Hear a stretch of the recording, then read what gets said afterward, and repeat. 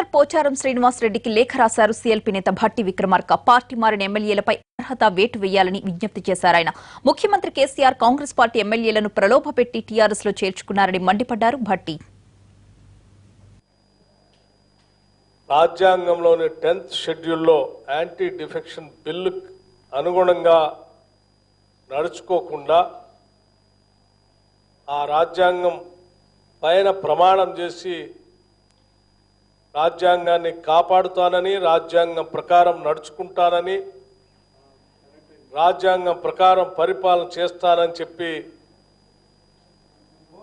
రాజ్భవన్లో రాజ్యాంగం పైన ప్రమాణం చేసిన ఈ రాష్ట్ర ముఖ్యమంత్రి ఈ రాష్ట్రంలో దానికి పూర్తిగా భిన్నంగా నడుచుకోవటం అనేది చాలా బాధాకరమైనటువంటి సంఘటనగా నేను భావిస్తూ ఉన్నాను.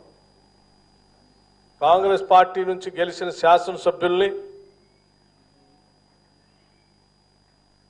వారి పార్టీలో చేరేటట్టుగా ప్రోత్సహిస్తూ, ఒత్తిడి తెస్తూ, రకరకాలైనటువంటి ప్రలోభాలకి గురి చేసి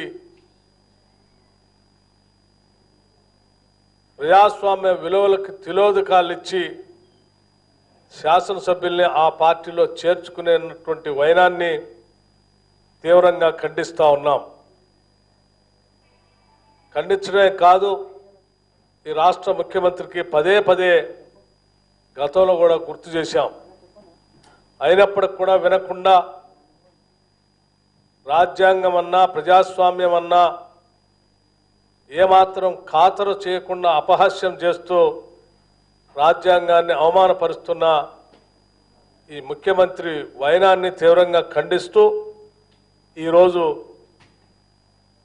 గౌరవ శాసనసభ సభాపతి గారిని శాసనసభలో